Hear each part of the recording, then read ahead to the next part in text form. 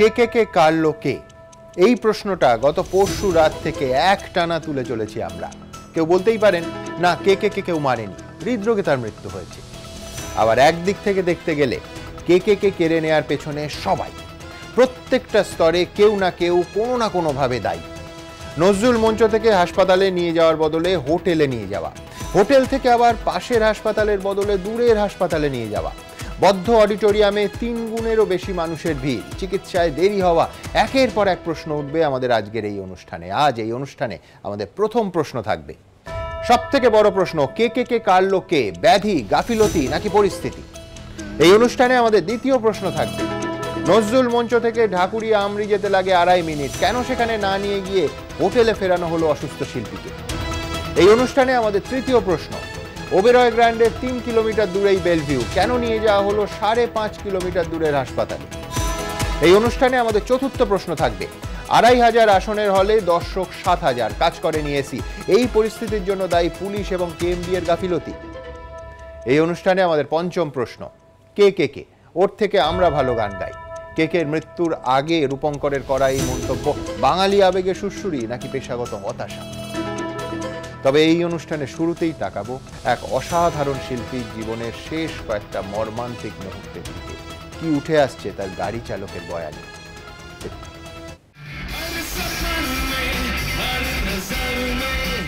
1.5 ঘন্টা ধরে একটানা পারফরমেন্স, একের পর এক 20খানা গান।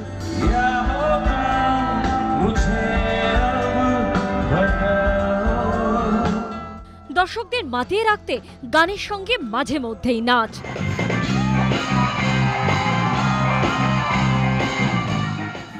একবার মঞ্চের এপাশে তো আরেকবার ও পাশে।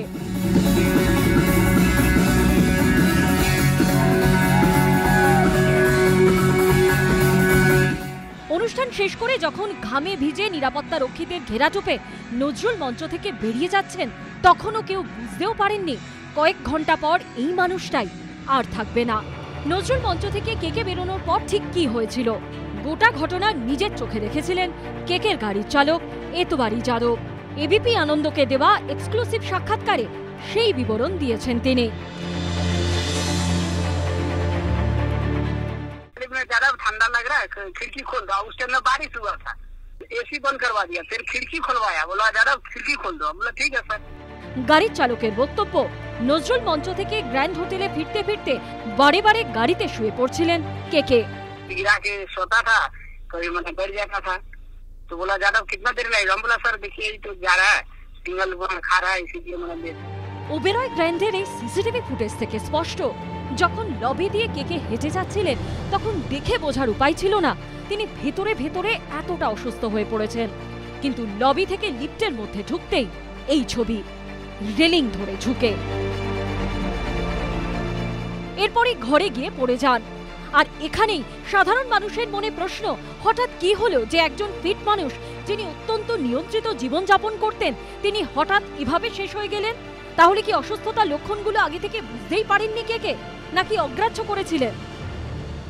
যে ফুটেজগুলো আছে সেইগুলো যদি ডটসগুলোকে যদি জোড়া যায়, তাহলে একটা জিনিস কিন্তু একেবারে এস্টাবলিশড, সেটা হচ্ছে যে he was having symptoms of heat exhaustion. কুলকুল করে ঘামছিলেন, সিভিয়ার সোয়েটিং, অনুষ্ঠানের মাঝে মাঝেই উনি উইংসে যাচ্ছিলেন, প্রচণ্ড থার্স্টি, জল খাচ্ছেন, টাওয়েল দিয়ে উনি ঘাম মুছছেন। সোডিয়াম, পটাশিয়াম, ম্যাগনেশিয়াম এগুলোর লস হয়েছে ওনার শরীর থেকে। বিশেষ করে পটাশিয়াম এবং ম্যাগনেশিয়াম এমন দুটো ইলেকট্রোলাইট যেগুলোর তারতম্য ঘটলে তার ডাইরেক্ট এফেক্ট পড়ে হার্টে। এবং ফেইন্টিং হয়ে যাওয়ার পরে ঠিক সেই মুহূর্তটাতে বা তার পরবর্তী পর্যায়ে কিন্তু আমার ধারণা যে ওনার একটা ফেটাল অ্যারিথমিয়া হয় এবং পরে একটা কার্ডিয়াক অ্যারেস্ট হয়।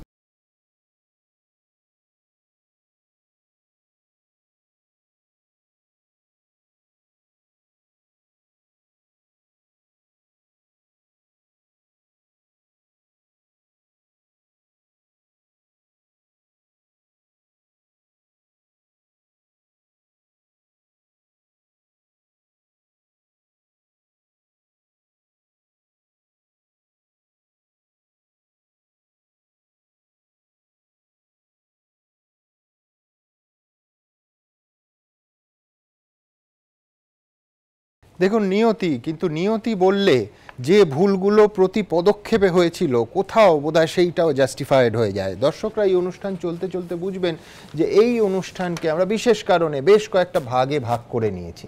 তার কারণ পাবলিক ইন্টারেস্ট। কেন এই কথা বলছি?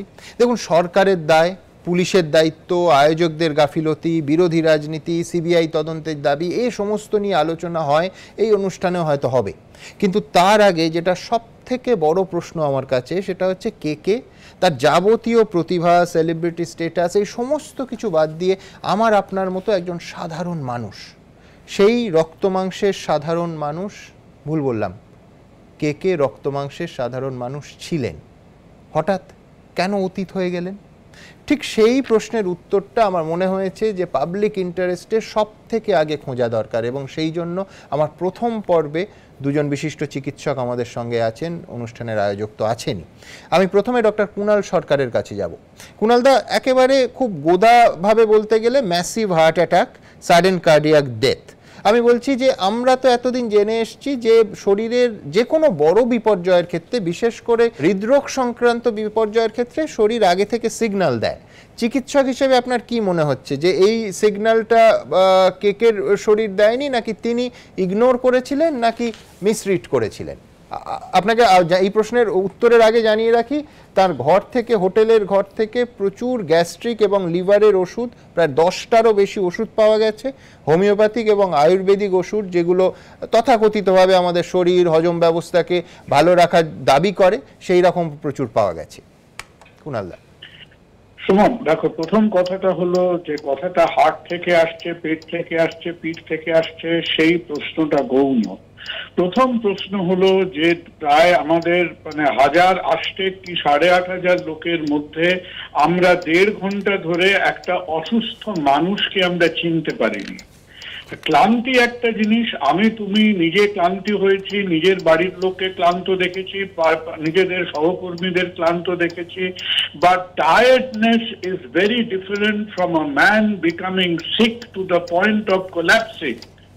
এই দুটো ঘটনা আলাদা, এই দুটো জিনিসকে আমাকে চোখে বুঝতে হবে।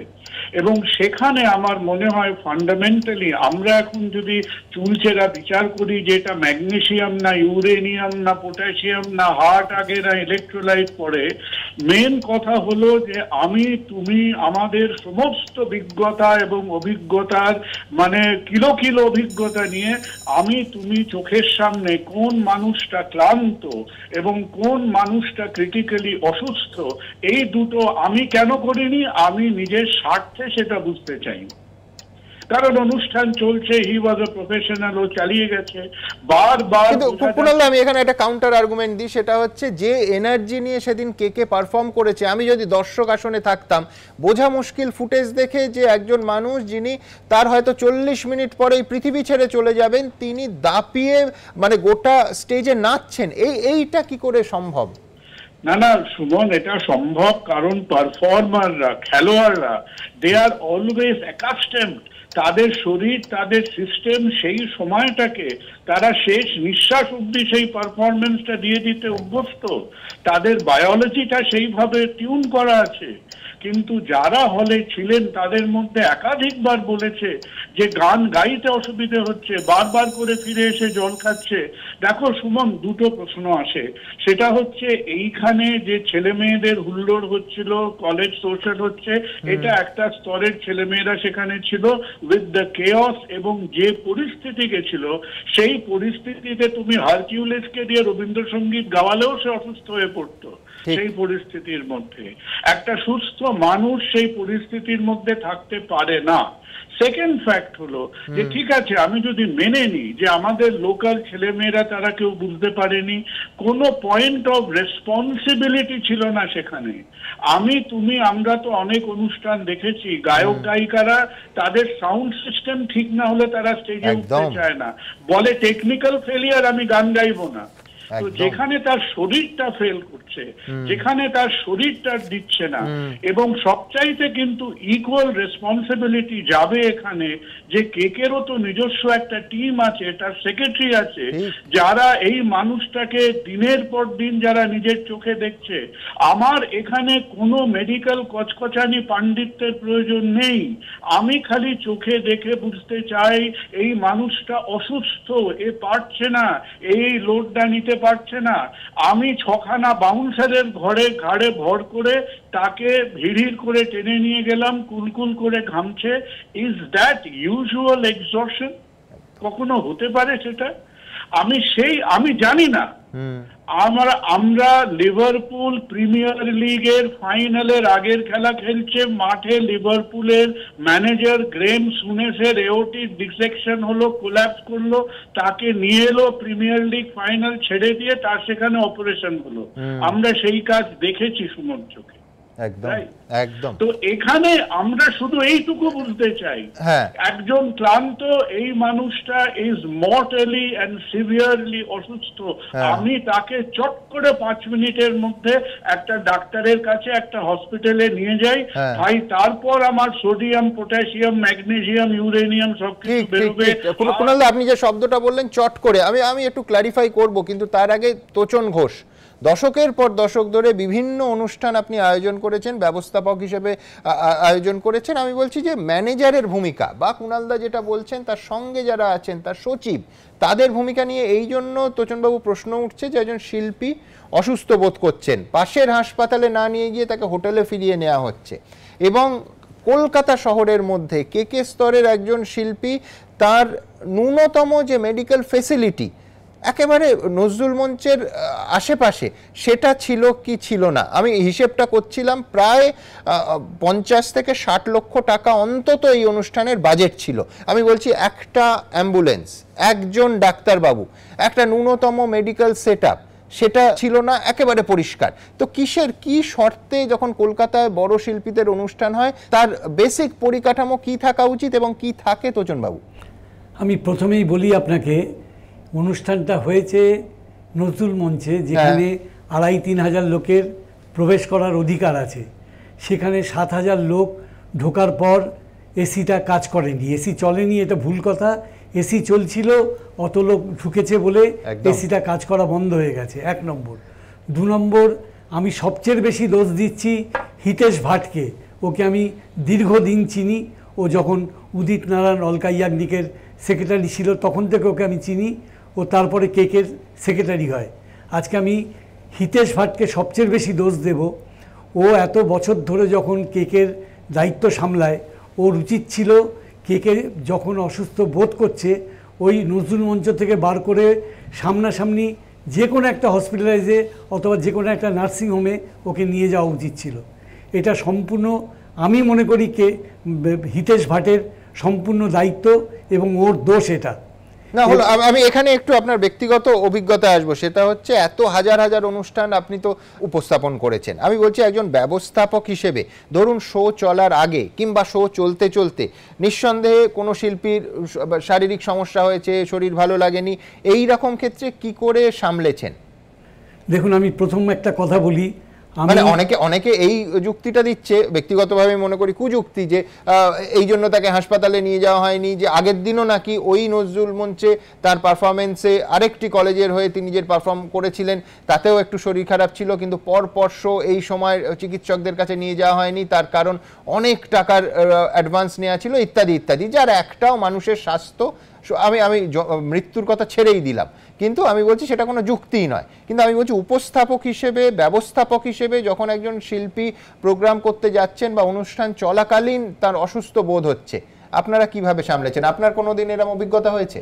দেখুন, আমি প্রথমেই বলি, ও যখন নিজে অসুস্থ বোধ করেছে, আমার মনে হয় তারপরে ওকে আর পারফর্ম করানোই উচিত হয়নি। আমি হলে তো করাতাম না। যদি কলেজের টাকা ফেরত দিতে হতো, আমি ফেরত দিয়ে ওকে বার করে নিয়ে যে কোনো কাছাকাছি নার্সিংহোম অথবা হসপিটালে নিয়ে যেতাম। যেটা করেনি, সেটা খুব ভুল হয়েছে, 1 নম্বর। 2 নম্বর, আমি মনে করি নজরুল মঞ্চে যখন 2,500-3,000 লোকের ঢোকার মানে অনুমতি, সেখানে কি করে 7,000 লোক ঢুকে গেল, এটা তো খুব খারাপ জিনিস, এটা তো হওয়াই উচিত হয়নি। কিন্তু আমি একটা কথা বলি, এসি খুব ভালো কাজ করেছে।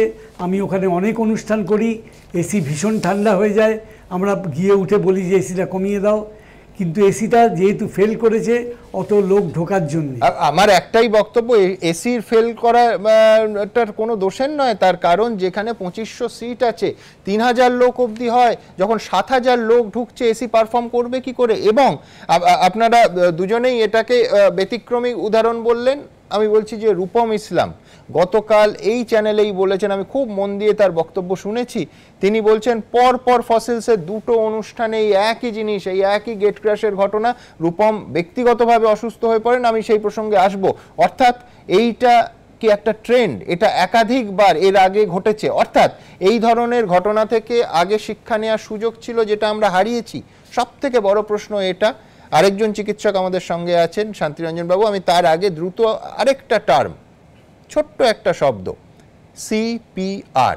অনেকে বলছেন যে এই কাছের হাসপাতালে নিয়ে গিয়ে সিপিআর এর সাহায্যে কেকের মতো অসাধারণ শিল্পীকে প্রাণ বাঁচানো তার সম্ভব হতো। কেন বলছেন তারা? একটা উদাহরণও দিচ্ছেন, 2003 সালের উদাহরণ, খেলার মাঠ থেকে।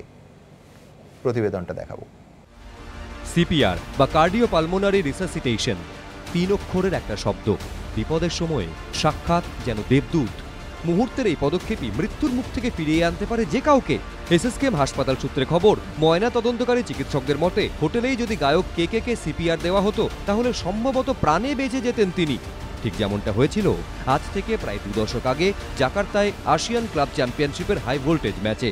সতীর্থ ডগলাস দ্য সিলভার সিপিআরে মৃত্যুর দোরগোড়া থেকে ফিরে এসেছিলেন দেবজিৎ ঘোষ। কার্যত পুনর্জন্ম হয়েছিল লাল হলুদ ডিফেন্ডারের। আসিয়ানের কোয়ার্টার ফাইনাল ম্যাচ ছিল, আমি একটা বল হেড করতে উঠেছি, অপোনেন্টের পার্সিতা যতদূর সম্ভব ছিল, পার্সিতার স্ট্রাইকারটা পিছনে এসে নক করেছিল এবং আমার এয়ারেই আমার সেন্সলেস হয়ে গেছিলাম।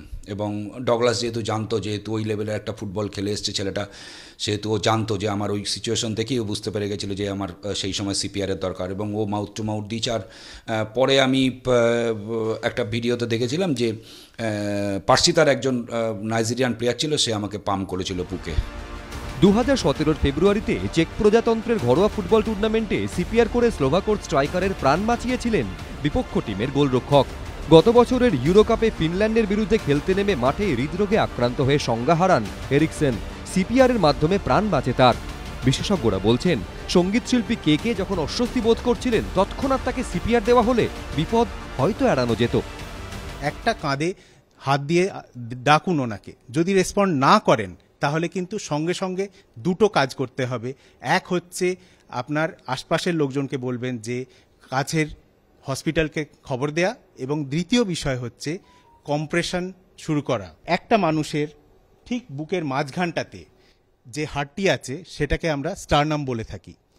সেই স্টারনামের নিচের দিক থেকে 2 আঙুল ছেড়ে ওপরে আমরা কম্প্রেশন করি। কম্প্রেশনের টেকনিক কি? এই দেখুন, 2 হাত জড়ো করে একটা হাতের ওপর আর একটা রেখে সেটাকে একদম 4 থেকে 5 সেন্টিমিটার কম্প্রেস করা। 30টা কম্প্রেশন এরম করে যেতে হবে। এই রকম 5টা সাইকেল করবেন। মিনিটে অন্তত 120টা কম্প্রেশন হবে। রেসপন্স যদি আসে, যদি দেখেন যে তিনি জেগে গেছেন বা তিনি নিজের থেকে শ্বাস নিচ্ছেন, তাহলে তাকে ল্যাটারাল পজিশন, যেটাকে বলি ডান পাশ বা বাঁ পাশে ঘুরিয়ে দিতে হয়। এই একটা সিম্পল প্রসেসে কিন্তু অনেক অনেক মানুষ উপকৃত হবেন। এসএসকেএম হাসপাতাল সূত্রে খবর, ময়না তদন্তকারী চিকিৎসকদের মতে সাধারণ হৃদরোগী কেকের মৃত্যু হয়নি। মৃত সঙ্গীতশিল্পীর কোনো ধমনীতে 100% ব্লকেজ ছিল না, তবে একাধিক ধমনীর বেশ কয়েকটি জায়গায় ছোট ছোট ব্লকেজ ছিল। সব থেকে বেশি ব্লকেজ ছিল বাঁ দিকের মূল ধমনীতে, এখানে 70% মতো ব্লকেজ ছিল। মানুষ উত্তেজিত হলে শরীরে অ্যাড্রিনালিন ক্ষরণ হয়, তার ফলে ধমনীতে খিঁচ ধরে, আর এতে 70% ব্লকেজ মুহূর্তের জন্য 100% পরিণত হয়ে যায়। এতেই হৃদস্পন্দন অনিয়মিত হয়ে পড়ে, যাকে বলে অ্যারিদমিয়া। চিকিৎসকেরা বলছেন এই অ্যারিদমিয়ার জন্য অজ্ঞান হয়ে যান কেকে। এরপর আর তার হৃদযন্ত্র সচল হয়নি বলেই মত ময়না তদন্তকারী চিকিৎসকদের। পুলিশ সূত্রে খবর, কেকের হোটেলের ঘর থেকে লিভারের রোগের 10টির বেশি ওষুধ পাওয়া গিয়েছে। হোমিওপ্যাথিক ও আয়ুর্বেদিক ওষুধও পাওয়া গিয়েছে। পুলিশকে পরিবার জানিয়েছে কেকে প্রচুর অ্যান্টাসিড খেতেন। সোমবার কেকে তার ম্যানেজারকে জানিয়েছিলেন তিনি এনার্জি পাচ্ছেন না। স্ত্রীকে জানিয়েছিলেন তার কাঁধ ও হাতে ব্যথা হচ্ছে। অসময়ে চলে গেলেন কেকে, অন্যদের জন্য দিয়ে গেলেন বড় শিক্ষা। ঝিলম করঞ্জাই, সন্দীপ সরকার, এবিপি আনন্দ।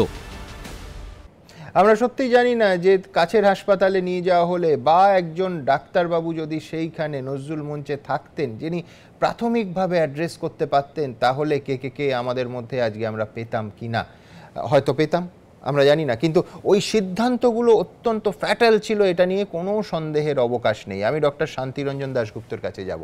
ডক্টর দাশগুপ্ত, যে ঘটনাটা 2003 সালের আমরা দেখালাম, লোকে বলে দেবজিৎ ঘোষ হৃৎস্পন্দন বন্ধ হয়ে যাওয়ার পরে কার্যত ওই ডগলাস সিপিআর দিয়ে তাকে পুনর্জন্ম দিয়েছিলেন। আপনার পরামর্শ হয়েছিল, আপনি সেই দিন মাঠে ছিলেন। আপনার কাছে আমার প্রশ্ন যে এক্ষেত্রে কী ধরনের ব্যবস্থা বা এই ধরনের অসুস্থতা যদি কেউ অনুভব করে, আমি পুরোটা পাবলিক ইন্টারেস্টে সাধারণ মানুষের সামনে বিষয়টা রাখতে চাইছি যে ডাক্তারবাবু ওখানে কোনো উপস্থিত থাকলে বা না থাকলে কি করা উচিত, যাতে একটা প্রাণ, তিনি সেলিব্রিটি হতে পারেন, সাধারণ মানুষ হতে পারেন, সব প্রাণ সমান গুরুত্বপূর্ণ, সেই প্রাণটাকে বাঁচানো যায়। হ্যাঁ, এই প্রসঙ্গে বলবো আমাদের CPR technique is very simple, এবং সেখানে বলা আছে যদি কার্ডিয়াক অ্যারেস্ট লক্ষ্য করা যায়, সঙ্গে সঙ্গে উইদিন 3 মিনিটস যদি কম্প্রেশনের কথা বলা হচ্ছে যদি করা যায়, তাহলে কিন্তু হার্টটা আবার রিভাইভ করে এবং তাকে কিন্তু তখন হসপিটালে নিয়ে গেলে তো চিকিৎসা হয়, ভালোভাবে করা যায়, যেটা আমরা দেবজিদের ক্ষেত্রে করতে পেরেছিলাম। এখানে আমি বলছি এই তাৎক্ষণিক ব্যাপারটা কিছু কিছু কান্ট্রি আছে, স্ক্যান্ডিনেভিয়ান কান্ট্রিতে এটা ম্যান্ডেটারি যে একটা লোকের এই সিপিআর টেকনিকটাকে জানতে হবে, আদারওয়াইজ সে তার ইভেন স্যালারি অবধি ড্র করতে পারবে না। এটা এত বেশি ইম্পর্টেন্ট এবং এটা এত সিম্পল।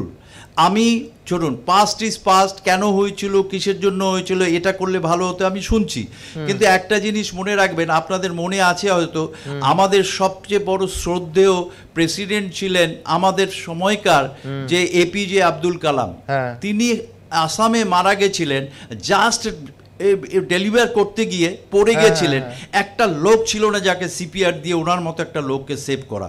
সেই জন্য কে কোথায় করছে এই ব্লেম গেমটায় আমি বিশ্বাস করি না। Let us come forward. আমি যদি সুমনবাবু, আপনাকে আমি লক্ষ্য করি অনেক জায়গায় বিভিন্ন ইস্যুতে আপনি করেন, আমি আপনার কাছে একটা রিকোয়েস্ট করব, এই সিপিআর টেকনিকটাকে যদি আমার কাছে চান আমি আপনাকে সিডি দেব, আপনি ক্যাসেট যদি সকালবেলা বা যে কোনো সময় 3 মিনিট বা 5 মিনিটের জন্য আপনি যদি সার্কুলেট করেন, so that we will be teaching everyone, যেটা খুব সিম্পল প্রসিজিওর, যেটা করা যেতে পারে। তার জন্য ডাক্তারের কাছে ইমিডিয়েট যাওয়ার দরকার নেই, আমাদের প্রত্যেককে যেতে হবে। যেহেতু আমি একটু মাঠের সাথে আছি, দেখুন আমার খুব খারাপ লাগে, ইভেন রেফারিরা জানছে না যে কি করে একটা সিপিআর দেওয়া হয়। একটা মাঠের পাশে বসে আছে, সে জানে না তাকে কি করে দেওয়া হয়। এবং আমি ক্রিটিসাইজ করবো আমাদের, আমি অন্য কাউকে করছি না, সেটা আমরা এখনো অবধি কাউকে শেখাতে পারিনি যে এটা কত ম্যান্ডেটারি, এটা আমাদের করতে হবে, তাহলে কিন্তু আমরা অনেককে সেভ করতে। আজকে কিকের কথায় আমি বলছি, এরকম একটা সিচুয়েশনে আমার যদি কেউ থাকতো, ডাক্তার কোথায় ছিল, আগে গেছিল না পরে গেছে, দেখার দরকার নেই, আমাকে জানতে হবে আমরা কি ইম্পর্টেন্ট কি পয়েন্টে যে আছেন সবাইকে জানতে হবে। ইভেন বাড়িতে হতে পারে, এবং ধরুন আমি বাসে যাচ্ছি, হঠাৎ করে ধরুন একটা বাস্ট করলো চাকা বিশাল শব্দে, অনেকের উইক হার্টে নিউরোজেনিক শক হয়ে হার্টটা আটকে যেতে পারে, তখনই আমরা বলি কার্ডিয়াক অ্যারেস্ট। সেইখানে আমরা যদি কেউ জানি, ইমিডিয়েটলি তার বাসের মধ্যে 3 মিনিটের মধ্যে যদি আমি অ্যাপ্লাই করতে পারি এবং সেভ করে বার করতে পারি, যে কোনো হসপিটালে নিয়ে যেতে পারি। একেবারে অনেক ধন্যবাদ ডক্টর দাশগুপ্ত। নিঃসন্দেহে এর আগের প্রতিবেদনে দর্শকরা দেখেছেন একজন ডাক্তারবাবু রীতিমতো ডেমনস্ট্রেট করে দেখালেন যে এই টেকনিক কি এবং কত সহজে ব্যবহার করা হয়। কিন্তু এটা হচ্ছে ইফস অ্যান্ড বাটসের প্রশ্ন। আমি এরপর যে সবথেকে গুরুত্বপূর্ণ প্রশ্নটা রাখছি, সেটা হচ্ছে যে সিদ্ধান্ত নেওয়া হয়নি সেটা যেমন একটা দিক, যে সিদ্ধান্তগুলো নেওয়া হলো কেকের মৃত্যুর জন্য, সেই সিদ্ধান্তগুলো একেবারে স্পষ্ট করে বলছি কতটা দায়ী ছিল। কেন এই কথা বলছি? চিকিৎসার ক্ষেত্রে বারবার ডাক্তারবাবুরাই বলেন, একাধিক শোতে বলেছেন, গোল্ডেন আওয়ার, সেই গোল্ডেন আওয়ার কি কার্যত কেকের ক্ষেত্রে হেলায় হারানো হয়েছে?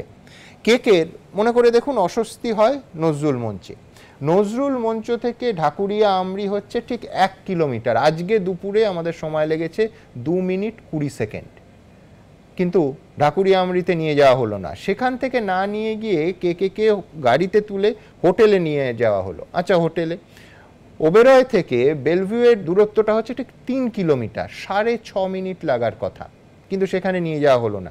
আলটিমেটলি যে হাসপাতালে নিয়ে যাওয়া হলো, ইকবালপুর বা মমিনপুরের সেই হাসপাতাল যেখানে ব্রড ডেথ হিসেবে কে ঘোষণা করা হলো, সেটার দূরত্ব হচ্ছে 5.5 কিলোমিটার। কত সময় লাগবে? যদি কোনো ট্রাফিক কনজেশন না থাকে তাহলে 13 মিনিট লাগবে। অর্থাৎ পদে পদে সেই গোল্ডেন আওয়ার হারানো হয়েছে। এবং এটা আমার একটা ফিল্ম, বিখ্যাত ফিল্ম মনে পড়ে যাচ্ছে, যদি কোনো রাজনীতিবিদের ক্ষেত্রে হতো তাহলে হয়তো রীতিমতো চক্রান্তের, এক্ষেত্রেও হয়তো হচ্ছে রাজনৈতিকভাবে, কিন্তু আরও স্পষ্ট করে চক্রান্তের গন্ধ পেতেন অনেকে। কিন্তু যেটাই হোক না কেন, যেটা ভুল হয়েছে, ভুল সিদ্ধান্ত হয়েছে, কে আলটিমেটলি কি তারই মাসুল দিতে হলো? একেবারে স্পষ্ট করে এই প্রশ্ন থাকলো আমাদের। পরের প্রতিবেদন সময়। সাদার্ন অ্যাভিনিউয়ে নজরুল মঞ্চ থেকে ধর্মতলার ওবেরয় গ্র্যান্ড হোটেল, তারপর সেখান থেকে ডায়মন্ড হারবার রোডের সিএমআরআই হাসপাতাল। অসুস্থ শরীরে এতটা পথ পেরোনোই কি কাল হলো কেকের? হার্ট অ্যাটাকের ক্ষেত্রে চিকিৎসার জন্য যে গোল্ডেন পিরিয়ড থাকে, এত দূরে নিয়ে যেতে গিয়ে সেই সময়টা নষ্ট হয়েছিল? এই প্রশ্নই উঠতে শুরু করেছে বিভিন্ন মহলে। এবিপি আনন্দকে দেওয়া এক্সক্লুসিভ সাক্ষাৎকারে কেকের গাড়ির চালক জানিয়েছেন, নজরুল মঞ্চ থেকে ফেরার সময়ই অসুস্থ বোধ করছিলেন তিনি। এখানেই প্রশ্ন উঠছে, তখনই কেন নজরুল মঞ্চ থেকে সরাসরি কাছাকাছি কোনো হাসপাতালে নিয়ে যাওয়া হয়নি কেকে? কেন গ্র্যান্ড হোটেলে আনা হয়েছিল তাকে? নজরুল মঞ্চের কাছে ঢাকুরিয়া আমরি হাসপাতাল, নজরুল মঞ্চ থেকে তার দূরত্ব কতটা, সেখানে পৌঁছতে কতটুকু সময় লাগে, তা দেখেছি আমরা। মঙ্গলবার দিন রাত্রিবেলা যে গেটের সামনে আমরা দাঁড়িয়ে রয়েছি, ঠিক এই গেট দিয়েই শো শেষ হবার পর কেকে তার গাড়িতে উঠে এখান থেকে চলে যান। সঙ্গে ছিলেন তার ম্যানেজার। এখান থেকে তিনি সরাসরি চলে গিয়েছিলেন গ্র্যান্ড হোটেলে। কিন্তু ঠিক এখান থেকে পাশেই ঢাকুরিয়া আমরি হাসপাতালে যেতে কত সময় লাগে, এখন আমরা সেটাই দেখব। নজরুল মঞ্চ থেকে ঢাকুরিয়া আমরি হাসপাতালে আসতে সময় লাগলো 2 মিনিট 19 সেকেন্ড। কিন্তু কাছাকাছি হাসপাতালের বদলে নজরুল মঞ্চ থেকে কেকে নিয়ে যাওয়া হয় ধর্মতলার ওবেরয় গ্র্যান্ড হোটেলে। এই দূরত্ব পেরোতে কতটা সময় লাগে? এবার আমরা দেখব নজরুল মঞ্চ থেকে গ্র্যান্ড হোটেলে যেতে ঠিক কত সময় লাগছে। নজরুল মঞ্চ থেকে গ্র্যান্ড হোটেলে আসতে এই 9.5 কিলোমিটারে সময় লাগলো 24 মিনিট 36 সেকেন্ড। এরপর ওবেরয় গ্র্যান্ড থেকে কেকে নিয়ে যাওয়া হয় ডায়মন্ড হারবার রোডের সিএমআরআইতে। মঙ্গলবার দিন রাত্রিবেলা ঠিক গ্র্যান্ড হোটেল থেকেই সঙ্গীত শিল্পী কেকে নিয়ে যাওয়া হয় সিএমআরআই হাসপাতালে। নিয়ে যান তার ম্যানেজার। কত সময় লেগেছিল সিএমআরআই হাসপাতালে যেতে ঠিক এই গ্র্যান্ড হোটেল থেকে, তা আমরা দেখে নেব।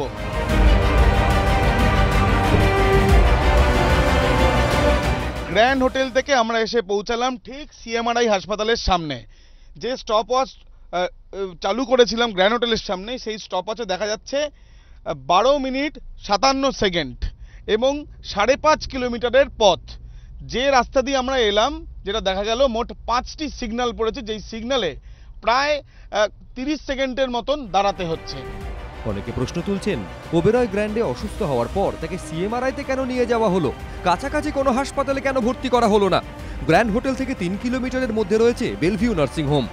এবার গ্র্যান্ড হোটেল থেকে আমরা যাব বেলভিউ নার্সিং হোম। কত সময় লাগে তা দেখব।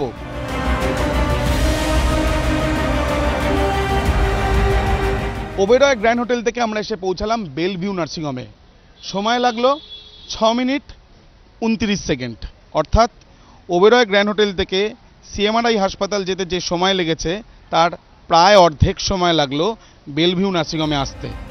অর্থাৎ কেকে নজরুল মঞ্চ থেকে আমরি হাসপাতালে নিয়ে যেতে সময় লাগতো 2.5 মিনিটেরও কম, আর ওবেরয় গ্র্যান্ড থেকে বেলভিউতে যেতে সময় লাগতো 6.5 মিনিট। তার বদলে তাকে নজরুল মঞ্চ থেকে ওবেরয় গ্র্যান্ড, তারপর সেখান থেকে সিএমআরআইতে নিয়ে যাওয়া হয়, যাতে মোট সময় লাগে 37 মিনিট। तबीयत खराब थी कि शायद वो होटल जाने की जगह अगर हॉस्पिटल चले जाते तो शायद आज हमारे बीच में होते। इस तरह के ऑडिटोरियम में एक मेडिकल वैन और मेडिकल फैसिलिटीज जरूर रखनी चाहिए जहां पे इतना क्राउड होता है। এখন অবশ্য আফসোস ছাড়া আর কিছুই করার নেই। যে মানুষটা সুস্থ সবল শরীরে কলকাতায় এলেন গান গাইতে, সেই তিনিই গান স্যালিউট নিয়ে কলকাতা ছাড়লেন কফিন বন্দী হয়ে। আবির দত্ত, ঝিলম করঞ্জায়, পার্থপ্রতিম ঘোষ, এবিপি আনন্দ। দুর্ভাগ্যে যিনি গান গাইতে আমাদের এই শহরে এসেছিলেন, গান স্যালুট নিয়ে কফিন বন্দী হয়ে তার দেহ তার বাড়ি পৌঁছলো। আমি ডক্টর কুণাল সরকারের কাছে আরেকবার যাব। কুণালদা, একটা তো সেই মার্গারেট থ্যাচারের কথা মনে পড়ে যাচ্ছে যে common sense is the most rare sense, মানে কমন সেন্সের প্রত্যেক মুহূর্তে এই চিকিৎসার ক্ষেত্রে অভাব অন্তত হাসপাতালে নিয়ে যাওয়ার ক্ষেত্রে আমরা দেখতে পাচ্ছি। এখানে আরেকটা ডাক্তারি প্রশ্ন কুণালদা থাকবে, সেটা হচ্ছে যে আমরা দেখলাম ময়নাতদন্তের রিপোর্টে যারা করেছেন যে 100% ব্লকেজ কোথাও ছিল না, বাঁদিকের মূল ধমনীতে 70% ব্লকেজ ছিল। কোনোদিন ধূমপান মদ্যপান করতেন না, আমি কিছুক্ষণ আগে পুরনো একটা সাক্ষাৎকার দেখছিলাম, মানে প্যাসিভ স্মোকিংটা অবধি অ্যাভয়েড করতেন। আমি বলছি এই রকম একটা মানুষ 70% ব্লকেজের জন্য তার প্রাণ যেতে পারে? শুভম, আমাকে 2 মিনিট সময় দাও, আমি কতগুলো কথা একটু ক্লিয়ার করি। প্রথম কথাটা হচ্ছে যে আমরা একটা খুব জরুরি আলোচনা করলাম সিপিআর নিয়ে কিছুক্ষণ আগে, এবং যে এক্সাম্পল গুলো, যে ইনস্টেন্স গুলো আমরা দিলাম, সেখানে মনে রাখতে হবে there are 2 different conditions। একটা কন্ডিশন কি, যেটা প্লেয়ারদের মধ্যে বা ইয়াং অ্যাডাল্টদের মধ্যে হয়, সেটাকে বলে কার্ডিয়াক সাডেন ডেথ বা কার্ডিয়াক সাডেন প্রবলেম। সে ভালো ছিল, হঠাৎ করে মুহূর্তের মধ্যে তার একটা এরিথমিয়া হলো, অন্য কোনো ঝামেলা হলো, সেখানে আমি ঝাঁপিয়ে পড়ে সিপিআর আমি কেন দিচ্ছি? আমার হার্টটা থেমে গেছে, ব্লাড পাম্প করছে না, আমি বাইরে থেকে কম্প্রেশন দিয়ে সিপিআর কেবল ব্রেনের ব্লাড সাপ্লাইটা মেনটেন করছে। এটা হচ্ছে কার্ডিয়াক সাডেন ডেথের প্রোটোকল। আর এখানে দুর্ভাগ্যবশত আমার তোমার চোখের সামনে দিয়ে এই ড্রামাটা চলেছে প্রায় 3 ঘন্টা ধরে। It could have been an evolving problem। যে মানুষটা অসুস্থতার থেকে বাড়তে বাড়তে কোল্যাপসের দিকে চলে গেছে, একদম কোল্যাপস সিচুয়েশনে চলে গেছে। সুতরাং এই দুটো পরিস্থিতিকে আমাদের একটু ডিফারেন্ট করতেই হবে। এবং দেরিন সেইখানে তোমরা যে হিসেবগুলো দেখালে, যে আমি যদি 3টে মিনিটের মধ্যে সেখানে গিয়ে তার একটা ইসিজি হতো, আজকে 21st সেঞ্চুরিতে কলকাতা শহরের বুকে 3 ঘন্টা ধরে একটা ব্লাড প্রেশার মেজার্ড হয়নি। এই মানুষটার একটা ইসিজি ট্রেসিং নেই আমাদের হাতে। হ্যাঁ, আজকে আমি একটা কার্ডিয়াক সোসাইটির মিটিং করতে নাগপুরে এসেছি, রোমাল দিয়ে মুখ ঢুকে ঘুরে বেড়াতে হচ্ছে আমাদের, যে কি অবস্থা আমাদের আজকে। সো এই দুটো পরিস্থিতির মধ্যে আমাদের ডিফারেন্স করতে হবে। সেকেন্ড প্রশ্ন তুমি যেটা বলেছো, এই যে আমরা বলছি যে ধমনীতে ব্লকেজ এটসেট্রা এটসেট্রা, আমি কাউকে কোন রকম তির্যক কথা না বলে বলছি, এগুলো অত্যন্ত কনফিউজিং ভাষা কথা, কিন্তু খুব সম্ভব আমার তোমার হাতে যদি ভারতবর্ষের একটা আধার কার্ড থাকে, তাহলে 40 বছর বয়স হয়ে গেলে আমার করোনারি আর্টারির সমস্যা হওয়াটা 15 to 20%। সেখানে আমাকে সজাগ হতে হবে। বারবার ওই গ্যাস অম্বল দরকার হলে এমন কিছু ব্যাপার নয়, I have to go through a check up protocol. Third কথাটা শুনুন, আজকে কেকের এই যে বিপর্যয় হয়েছে, এই নিয়ে একটা সর্বভারতীয় আলোড়ন হচ্ছে, কিন্তু ওইটুকু জায়গায় যেখানে 7-8 হাজার লোক রয়েছে, সেখানে একটা স্ট্যাম্পিড হতে পারত, সেখানে একটা ইলেকট্রিক্যাল ফায়ার হতে পারত, সেখানে যে কোনো রকম বিপর্যয় হতে পারত।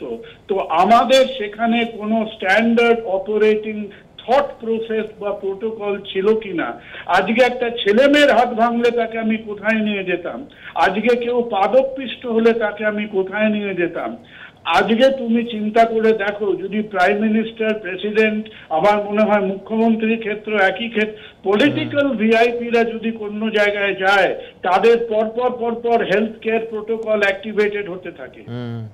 তাহলে যেখানে আমি এত বড় একটা ম্যাসিভ স্কেলে পাবলিক ইভেন্ট করছি, এই যে আমরা পারমিশন দিচ্ছি, এই যে আমরা লাইসেন্স দিচ্ছি, এইখানে ক্ষেত্রে আমার কি অর্গানাইজারদের সঙ্গে একটা ক্লজ থাকা উচিত নয়, যে in case of any health accident, health and safety thought process, health and safety protocol, এই এলাকায় যদি ঝামেলা হয়, তাহলে আমার ব্যাকআপ জায়গাটা কোথায়?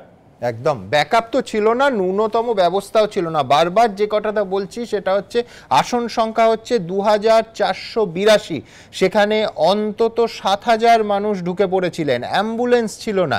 এসওপির কথা কুণালদা বলছিলেন, কোথায় এসওপি? আজকে এবিপি আনন্দের হাতে একটি এক্সক্লুসিভ ফুটেজ আছে, আপনাদের সামনে সেই ফুটেজ রাখবো, যেখানে দেখা যাচ্ছে যে কে গাড়ি নিয়ে যখন নজরুল মঞ্চে পৌঁছচ্ছেন তার গাড়ির পেছনে প্রায় 1000 জন ঢুকে পড়ছেন। আমি বলছি টিকিট ভুলে যান, টিকিট তো কত ছাপা হয়েছে সে নিয়ে কেন কনফিউশন দর্শকদের সামনে রাখবো, কিন্তু আমার পরের প্রতিবেদন দেখাবে যে অডিটোরিয়ামের গেট দিয়ে যখন কে ঢুকছেন তার গাড়ির সঙ্গে প্রায় উন্মত্ত জনতা, অন্তত 1000 খানেক ঢুকে পড়ছেন নজরুল মঞ্চে। এই ছবি মঙ্গলবারের। নজরুল মঞ্চে স্যার গুরুদাস মহাবিদ্যালয়ের অনুষ্ঠানের জন্য তখন সবে ঢুকছে গায়ক কেকের গাড়ি, আর পিছনে এই জনসমুদ্র। আজকানোর কেউ নেই, পাস পরীক্ষার জন্য কেউ নেই, সবটাই বাঁধন ভাঙা।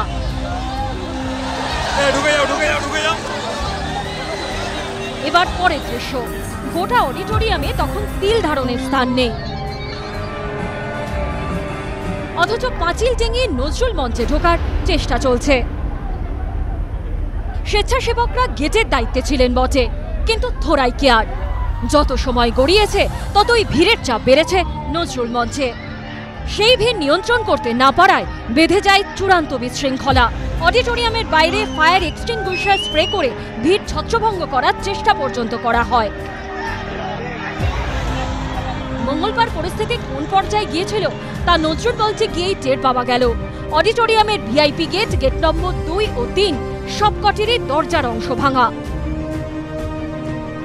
ভিআইপি এন্ট্রান্সের যে দরজা তা দেখলেই বোঝা যাচ্ছে যে কি পরিমাণ ভিড় আছড়ে পড়েছিল এই দরজার ওপরে, যে কারণে একেবারে আমরা দেখতে পাচ্ছি যে কবজা উপরে চলে এসেছে দরজার থেকে এবং এইভাবেই কিন্তু স্ক্রুগুলি আলগা হয়ে ঝুলছে। ওখানে কেউ ছিল না যে পাসটা চেক করবে, যে পাসটাকে দেখে আমাদেরকে এন্ট্রি করাবে, সেরকম কোনো লোক ছিল না। ভিআইপি গেটেও দেখলাম সেম, ভিআইপি গেটে ভিভিআইপি পাস নিয়ে অনেকে আমার বন্ধুবান্ধব ভিভিআইপি পাস নিয়ে দাঁড়িয়েছিলেন, তারাও ঢুকতে পারেনি। ভিড়ের চাপে অডিটোরিয়ামের ভেতরে কয়েকটি সিটও ভেঙে যায়। নজরুল মঞ্চে 2482টি আসন, অথচ নিরাপত্তা রক্ষীদের বক্তব্য কেকের অনুষ্ঠানে লোক ঢুকেছিল 7000-এর বেশি। সিটের ওপর দাঁড়িয়েছিলেন, এটা সাধারণ আমরা দেখেই বুঝতে পারছিলাম যে কটা ক্যাপাসিটি সিটের তার থেকে এক্সেসিভ লোক হয়ে গেছে, তো দেখেই বোঝা যাচ্ছিল। সিটে তো সিটি আমাদের কি রকম অবস্থা হচ্ছিল, আমরা রীতিমতো তো ঘেমে গেছিলাম। অভিযোগ এত ভিড়ের জেরে অডিটোরিয়ামের এসি পর্যন্ত ঠিক করে কাজ করেনি, তার পরিণাম ভয়ঙ্কর। सबसे बड़ी बात ओवर क्राउडेड 3000 की जगह है, ये 7000 के लोग आ गए थे, वो बहुत गलत हुआ। মঙ্গলবার গান গাইতে গাইতে অসুস্থ বোধ করেন কেকে, আর শেষের কয়েক ঘন্টার মধ্যেই সব শেষ। বিভিন্ন মহলে প্রশ্ন উঠছে, নজরুল মঞ্চে এত মানুষ ঢুকলো কি করে? পর্যাপ্ত নিরাপত্তা কেন ছিল না? কি করছিল উদ্যোক্তারা? পুলিশ কি করছিল? অর্গানাইজার্সদের তরফ থেকেও এটা একখানা চূড়ান্ত গাফিলতি হয়েছে। যখন দেখছেন যে মানুষটা অসুস্থ বোধ করছেন, উনি পারফর্ম করতে পারছেন না, উনি 10 মিনিটের ব্রেক নিলেন, কিন্তু যেই মুহূর্তে একজন অসুস্থ বোধ করছেন তারপর তাকে টেনে নিয়ে পুরো অনুষ্ঠান শেষ করা, এটা একেবারেই উচিত হয়নি। ইমিডিয়েট মেডিকেল অ্যাটেনশন দেওয়া উচিত ছিল। শিল্পীর যারা ব্যক্তিগত স্টাফ তাদেরও রুখে দাঁড়ানো উচিত ছিল, তাদেরও বন্ধ করে দেওয়া উচিত ছিল অনুষ্ঠান। সব মিলিয়ে কেকের মৃত্যু তুলে দিল অনেক প্রশ্ন। সন্দীপ সরকার, অর্ণব মুখোপাধ্যায় ও ঝিলম করঞ্জায়ের রিপোর্ট, এবিপি আনন্দ।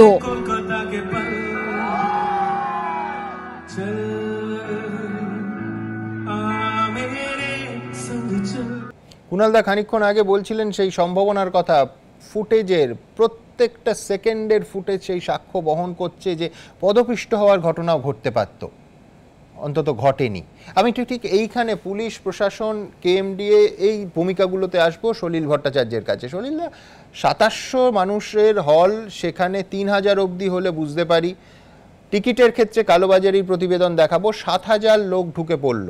আজকে গিয়েও দেখা যাচ্ছে 4টে হলের 4টে দরজা জাস্ট ভাঙা। আমি বলছি যে এটা কেকের ক্ষেত্রে কোনো ব্যতিক্রমী বিষয় হয়নি। কেন হয়নি আমি খানিকক্ষণ পরে তাতে আসবো। কেকে এর আগে যখন আরেকটি বেহালা বিবেকানন্দ কলেজের অনুষ্ঠান করেছিল প্রায় এই রকম অবস্থা, কিন্তু নজরুল মঞ্চের ক্ষেত্রে কেন এই ব্যতিক্রমী ঘটনা প্রায় নিয়ম আমি দর্শকদের দেখাবো। কিন্তু তার আগে সলিলদা আপনার কাছে যাব, পুলিশের ভূমিকা কি করা উচিত ছিল এবং কি করা হয়নি? সুমন, তার আগে আমি একটা তোমার কাছে প্রশ্ন রাখতে চাই যে তুমি এত ফুটেজ দেখালে, এত ছবি দেখালে, তোমার ক্যামেরাম্যানরা, সাংবাদিকরা এত দেখালো, কোথাও তুমি একটা পুলিশকে দেখাতে পেরেছো? যে ক্রাউডটা হয়েছিল সেখানে কোনো ক্রাউড কন্ট্রোল সিস্টেম ছিল? কোনো ভলান্টিয়ার ছিল? মানে gross lapse on the part of the organisers. KMDA authority, AC is non-functioning, fire extinguisher দিয়ে মব কন্ট্রোল, এটা তো দেখো আমি ডাক্তার নই, বাট ডাক্তারের কয়েকটা জিনিস, কয়েকটা সাবজেক্ট, জুরিসপ্রুডেন্স বলো বা অটোপসি বলো বা মেডিকেল আমাদের পড়াশুনো করতে হয়। মানে এটা তুমি বলো, এটা ফায়ার এক্সটিংগুইশার দ্যাট ওখান থেকে তো তোমার কার্বন ডাই অক্সাইড, নাইট্রোজেন বেরোয়, যেটা মানে ভেতরে মারছে, তারপরে এসি কাজ করছে না। কার নির্দেশে ফায়ার এক্সটিংগুইশার চালু করলো? কে চালু করলো? ইন্টেলিজেন্স চরম ইন্টেলিজেন্স ফেইলিওর, কোনো ব্রিফিং নেই। Police has been outnumbered. তুমি যেটা বললে যে অ্যাকোমোডেশন, তার 3 গুণ ক্রাউড হয়েছে। খালি তাই না, দেখো 60%, 70% 3টে আটারিতে ব্লকেজ, প্রচুর লোকের আছে, আমি ব্যক্তিগতভাবে জানি তারা যথেষ্ট ভালো আছে, মেডিসিনে আছে, অ্যানজিওগ্রাম হওয়ার পরে তাদের অ্যানজিওপ্লাস্টিও হয়নি। তো আমার যেটা মনে হচ্ছে, আমার যেটা আমার দৃঢ় ধারণা, যে খালি তাই না, যে অবস্থায় বারবার উনি ঘামছিলেন, বারবার বলছেন যে স্পটলাইটটা বন্ধ করো, তার মানে he needed immediate medical evaluation. ওনার দরকার ছিল সামনে টপকালি, লেগটা টপকালি তো এমআরআই, ওখানে পর্যন্ত নিয়ে গেল না। শুধু তাই না সলিল, আমি যেটা বলছিলাম সেটা হচ্ছে রূপম ইসলাম। রূপম আমাদের জানিয়েছেন যে ফসিলসের সাম্প্রতিক দুটো শোতেই গেট ক্র্যাশ হয়েছে। জনপ্রিয় শিল্পী হলে এক ধরনের উন্মাদনা তো থাকেই, কিন্তু তারপরে যেটা হয়েছে, রূপম এই প্রশ্ন একেবারে স্পষ্ট করে তুলেছেন যে বাংলার শিল্পীদের, বাংলার বলি বাইরের বলি, শিল্পীদের নিরাপত্তা কোথায়? একজন শিল্পী তখন স্টেজের ওপর একটা হাই এনার্জি পারফর্ম করছেন, হাই এনার্জি শো, সেখানে রূপমের শারীরিক অবস্থা এমন হয়েছিল এই নজরুল মঞ্চে এই কারণে যে কয়েক গুণ, যত টিকিট, যত আসন, তার কয়েক গুণ মানুষ ঢুকে গেছেন। অর্থাৎ ভিড় নিয়ন্ত্রণের কোনো প্রকরণ, কোনো পদ্ধতি, কোনো ব্যবস্থা সেখানে ছিল না। সেখানে একটা ফ্যানের সামনে দাঁড়িয়ে রূপমকে মানে কিছুটা সামলাতে হয় তার শারীরিক ধাক্কা। তখন ড্রাম সোলো চলছিল, রূপম ফ্যানের সামনে এসে তো গলায় যন্ত্রণা, কার্যত নিঃশ্বাস নিতে পারছে না। রূপম যে শব্দটা ব্যবহার করেছে, নরককুণ্ডর মতো অবস্থা, এবং তাকে মানে এত ব্রেথলেসনেস ছিল যে তাকে ফ্যানের সামনে এসে কার্যত নিঃশ্বাস নিতে হয়। আমি বলছি যে এক অত্যন্ত তরুণ গায়ক রূপম ইসলাম, বয়স্কও নয়, তার যদি এই অবস্থা হয়, আমি বলছি যে একজন মধ্যবয়সী শিল্পীর তিনি কোথায় গিয়ে দাঁড়াবেন? আমি বলছি এই অবস্থা, আমি এই জন্য এই ঘটনাটা স্পেসিফিক্যালি বললাম। অর্থাৎ এই অবস্থা একমাত্র কে বিরাট সর্বভারতীয় বম্বের শিল্পী বলে এই ঘটনা হয়েছে তা নয়। নজরুল মঞ্চে এর আগে একাধিক অনুষ্ঠানের ক্ষেত্রেই একই ঘটনা হয়েছে। অর্থাৎ সেই পুরনো কথা, পুরনো ঘটনা থেকে আমরা শিক্ষা নিইনি সলিলদা। গাফিলতি এবং due to rash and negligent act, এটা একটা আমি একটু দর্শকদের বলছি যে ঘটনার কথা বলছি। এখন স্ক্রিনে যে ছবিটা আপনারা দেখতে পাচ্ছেন, রূপমের স্ত্রী রূপসা এই ফুটেজ দিয়েছে, একেবারে ফসিলসের যে শো, সেই শোয়ের এ ছবি কি তফাৎ? অর্থাৎ এই ঘটনা থেকে আমরা শিক্ষা নিইনি। রূপমের দুটো শোতেই একই ছবি ছিল। মারাত্মক ঘটনা, বললাম তো, ম্যাসাকার হতে পারতো। ওইখানে যে দর্শকদের মধ্যে আরো অনেকে হার্ট পেশেন্ট ছিল, স্ট্যাম্পেড হতে পারতো, যেটা ডক্টর কুণাল সরকার বললেন। না না, এবার চরম গাফিলতি অন দি পার্ট। না, আমি বলছি শৈলা, দায়িত্ব ফিক্স করা যাক, এটা কার দায়িত্ব? এই ধরনের অনুষ্ঠান করতে গেলে পুলিশ পারমিশনের তো দরকার হয়। পুলিশ, কেএমডিএ কার দায়িত্ব? নজরুল মঞ্চে আজকে একটা অনুষ্ঠান হলে কে পারমিশন দেয় এবং এই ভিড় নিয়ন্ত্রণ কার দায়িত্বে পড়ে? পুলিশের দায়িত্ব আছে, কেএমডিএর দায়িত্ব আছে, এবং খালি তাই না, কেএমডিএর সঙ্গে উদ্যোক্তা যারা অর্গানাইজাররা, তাদের কোনো নিয়ন্ত্রণই নেই। স্টেজে দেখো তুমি, স্টেজের মধ্যে দুদিকে মানে 3/4 of the stage was filled up by the দর্শক। যারা দর্শক তারা স্টেজটাকে, ডায়াসটাকে পর্যন্ত ঘিরে রেখেছে। এবং খালি তাই না, উনি বারবার মুখ মুছছেন। দেয়ার ওয়াজ নোবডি টু লুক আফটার, যে ওনার একটা মেডিকেল ইভ্যালুয়েশন এখনই দরকার, ওনাকে নিয়ে যাবে, সেরকম বলারও কেউ নেই। এটা gross rash and negligent act 304A IPC-তে কগনিজেবল অফেন্স, এবং এটা এফআইআর হয়, মামলা হয় এগেনস্ট দ্য পারসনস রেসপন্সিবল। একেবারে আমি এই প্রসঙ্গে আসব, কিন্তু এর আমরা যখন কারণ অনুসন্ধান করছি তখন আরেকটা কারণ নিঃসন্দেহে বারবার যে সেই কুৎসিত শব্দটা উঠে আসছে, সেটা হচ্ছে কালোবাজারি। ফেস্টের টিকিট নিয়ে কালোবাজারি, তার কারণ আবার বলছি 2482টা আসনের একটা অডিটোরিয়াম, সেখানে টিকিটে দেখা যাচ্ছে 3000, 4000 প্লাস ক্রমিক নাম্বার। কি করে এই সিরিয়াল নাম্বার আসতে পারে? সব থেকে বড় প্রশ্ন এটাই, আর এই প্রশ্নই তুলছে আমার পরের প্রতিবেদন।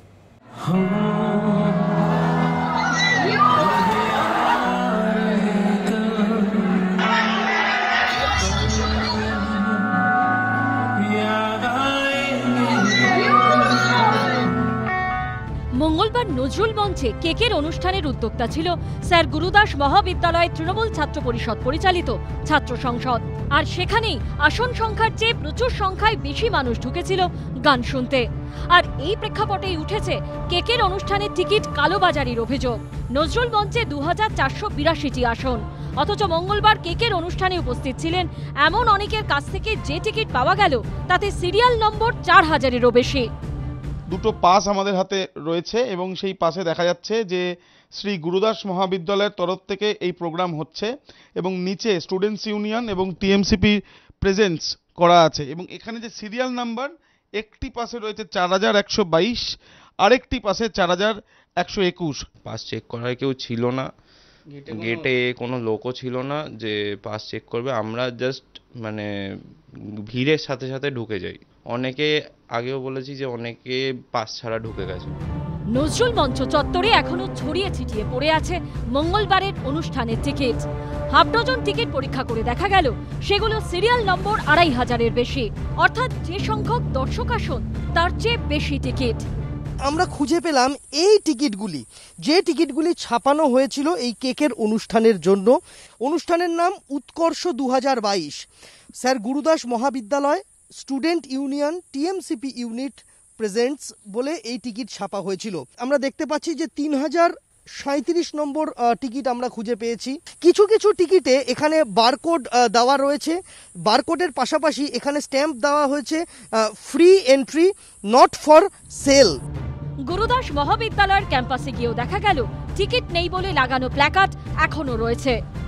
গেটের ওপরে আমরা যেটা দেখতে পাচ্ছি যে বিভিন্ন প্রিন্ট আউট লাগানো রয়েছে, housefull, housefull, no tickets available, no tickets available. কেকের প্রোগ্রাম ছিল গত পরশুদিন, গুরুদাস মহাবিদ্যালয় ফেস্ট ছিল নজরুল মঞ্চে, এবং সেই ফেস্টের আগে টিকিটের ডিমান্ড এতটাই বেড়ে গেছিল যে ছাত্র সংসদের তরফ থেকে এই ধরনের ইনিশিয়েটিভ নিতে হয়েছে যাতে কলেজের ভেতরে কোনো বিশৃঙ্খলার পরিস্থিতি না হয়। পাসের অনেক চাপ ছিল, কারণ যেহেতু কেকে একজন লেজেন্ড, তার জন্য সবাই মোটামুটি পাস চাইছিল, কিন্তু আমাদের যতটা পাস দেওয়া সম্ভব হয়েছে আমাদের ছাত্রছাত্রীদের আই কার্ড দেখে তাদেরকে পাস দেওয়ার পর যখন পাসটা শেষ হয়ে যায় তখন আমরা হাউসফুল এবং নো টিকিটস অ্যাভেলেবেল এটাকে টানিয়ে দিই। কলেজের তৃণমূল ছাত্র পরিষদের নেতারাও মেনে নিচ্ছেন যে কেকের অনুষ্ঠানে টিকিট ঘিরে কালোবাজারি হয়েছিল। আমরা টিকিট ছাপিয়েছিলাম প্রায় 3,500 ছিল, তাছাড়া আলাদা যারা ছিল আমাদের স্টুডেন্টস ইউনিয়নের যারা মেম্বার তাদের তো আর টিকিট দেওয়া হয়নি। টোটাল ধরে না ওভার ক্রাউড ওখানে 3,500 আশা করি আমরা। না 3000 না 3,500 ওই রকমই হবে, ওই রকমই। আমরা নিজেরা কিছু কিছু মাধ্যমে খবর পেয়েছিলাম, যাদের কিছু কিছু আছে তাদেরকে আইডেন্টিফাই করা হচ্ছে আস্তে আস্তে করে, আগামী দিনে হলে সেটা জানানো হবে। কিছু হোয়াটসঅ্যাপ চ্যাট আমাদের কাছে আছে, ছবি আসছে যে আমাদেরই টিকিট নিয়ে গিয়ে ব্ল্যাক করা হয়েছিল কিনা। এখন প্রশ্ন হলো, টিকিটের কালোবাজারি হয়ে থাকলে যুক্ত ছিল কারা? পুলিশ কি তাদের খুঁজে বার করবে? ময়ূক ঠাকুর চক্রবর্তী, আবির দত্ত ও সন্দীপ সরকারের রিপোর্ট, এবিপি আনন্দ। আমি এখানে আমার রাজনৈতিক অতিথিদের কাছে যাব। অনুপম হাজরা, বিজেপির ন্যাশনাল সেক্রেটারি, তার কাছে যাব। অনুপম, আপনি একটা টুইট করেছেন, আপনি লিখছেন একজন অসাধারণ প্রতিভাবান সঙ্গীত শিল্পীকে একটা বন্ধ ঘরে দম বন্ধ করে মৃত্যুর মুখে ঠেলে দেওয়ার জন্য অনুষ্ঠানের আয়োজকদের অ্যারেস্ট করা উচিত, যদিও সেটা হবে না, তার কারণ এটা পশ্চিমবঙ্গ। অনুপম। হ্যাঁ, কারণ প্রথম কথা হচ্ছে যে আমি জেনারেলি কোনো এরকম ডিবেট শো বা প্রোগ্রামে আসি না, কিন্তু আমি আজকে এসেছি বিজেপি প্রতিনিধির থেকে বড় ব্যাপার কেকের একজন অনুগামী হয়ে এসেছি, খুব বড় ভক্ত ছিলাম ওনার গানের। এবং যখন আমি মানে এই টুইটটা করি ঠিক তার আগের দিন রাত্রে যেদিন কেকের মৃত্যু হয়, আমার কিছু পরিচিত সেখানে গেছিলেন এবং তাদের টিকিটের সিরিয়াল নাম্বার ছিল 5000-এরও ওপরে, 5200 সামথিং। তো যেহেতু আমরা অলরেডি এই মানে এক্স্যাক্ট সিট নাম্বার বা সিট ক্যাপাসিটি আমরা জানি যে 2482, সেই জায়গায় তাদের যে তথ্য এবং আপনাদের যা প্রতিবেদন তাতে অন্তত 7000-এর মতো লোক সেখানে ঢুকেছে। তো প্রশ্ন খুব স্বাভাবিক যে আজকে যেহেতু সিচুয়েশনটা অ্যাবনর্মাল, মানে যে অডিটোরিয়াম যেটা গেটেড অডিটোরিয়াম, এমন না যে এটা ওপেন স্টেজ, সেখানে একটা লিমিটেড ক্যাপাসিটি আছে, সেই জায়গায় আয়োজক, এটা তো আয়োজকদেরই দায়িত্ব যে কেকের মতো একজন পারফর্মার আসছেন, এটা কোনো মানে with due respect to every performer বা সিঙ্গার, এটা রানু মণ্ডল বা অন্য কোনো লোকাল কোনো প্রোগ্রাম আর্টিস্টের প্রোগ্রাম না। তো সেই জায়গায় আয়োজকদের কি এটা মানে দায়িত্বের মধ্যে পড়ে না যে যখন সিট ফুল হয়ে গেল, যখন ক্যাপাসিটি ফুল, তারপরও কি করে মানুষ অবাধে ঢুকছে সেখানে? মানে অবভিয়াসলি অক্সিজেন লেভেল কি ছিল সেখানে, মানে যখন 3000 মানুষের জায়গায় 2500 মানুষের জায়গায়। একটা জিনিস পরিষ্কার, আয়োজকরা তাদের দায়িত্ব পালন করেননি, কিন্তু আপনি বলছেন যে তা সত্ত্বেও তাদের শাস্তি হবে না, কেন? হ্যাঁ, কারণ ব্যাপারটা হচ্ছে ধরুন মানে আমরা তো এটা দেখেছি যে পশ্চিমবঙ্গে মানে এই নজরুল মঞ্চের কথাই যদি বলি, এটা রাজ্যের যারা শাসক দল অর্থাৎ সরকারি রক্ষণাবেক্ষণে এই নজরুল মঞ্চে বিভিন্ন প্রোগ্রাম হয়ে থাকে। তো অবভিয়াসলি পরে কয়েকজন শাসক দলেরই কয়েকজনের প্রতিবেদন শুনলাম যে ওখানে নাকি তারা জাস্টিফাই করার চেষ্টা করছেন যে ওখানে যথেষ্ট পরিমাণে অক্সিজেন ছিল এবং মানে কোনো রকম অ্যাবনর্মাল সিচুয়েশন ছিল না, যেখানে নাকি একজন মানুষ খুব কমফোর্টেবলি পারফর্ম করতে পারতেন। তাহলে হঠাৎ করে এরকম ডিফেন্ড করার টেন্ডেন্সিটা কেন? কারণ বেশ, আমি একবার সরাসরি জেনে নেব। ডক্টর শান্তনু সেন, তৃণমূল কংগ্রেসের প্রতিনিধি, তিনি এসছেন। ডক্টর সেন, এক হচ্ছে যে গুরুদাস কলেজে টিএমসিপি ইউনিট প্রেসিডেন্ট স্বীকারই করে নিয়েছেন যে সেদিন টিকিটের কালোবাজারি হয়েছে। উল্টো দিক থেকে আপনারা বিজেপির বিরুদ্ধে অভিযোগ করছেন যে একটা দুর্ভাগ্যজনক ঘটনা নিয়ে ঘৃণ্য রাজনীতি হয়েছে। তার কারণ আজকে বিজেপি সাংসদ সৌমিত্র খাঁ তিনি চিঠিতে পুলিশের ভূমিকা নিয়ে 6 দফা প্রশ্ন তুলেছেন এবং তৃণমূলের নেতারা নাকি জোর করে কেকে দিয়ে গান গাইয়েছেন, এই রকম অভিযোগ করেছেন। শান্তনু সেনের সময় শুরু এখন। না, প্রথমেই আমি বলি কেকের মতো একজন ট্যালেন্টেড আর্টিস্টকে আমরা হারিয়েছি, এটা থেকে দুঃখের কিছু হয় না। তার পরিবারের প্রতি আমার গভীর সমবেদনা। কিন্তু আমার রাজনৈতিক সত্তার বাইরেও আমার বিজেপির প্রতিনিধি যিনি বললেন, আমার চিকিৎসক সত্তা, একজন প্র্যাকটিসিং ডক্টর হিসাবে চিকিৎসক সত্তা দিয়ে আমি নিশ্চয়ই কিছু পয়েন্টকে জাস্টিফাই করব। প্রথম, 2483টা আসন, কেউ সেটা হাতে গুনে বলেনি, মাথা গুনে কেউ বলেনি 7000। যারা আয়োজক তারা নিজেরাই বলেছে 3 থেকে 3500 আমরা টিকিট ছেপেছি।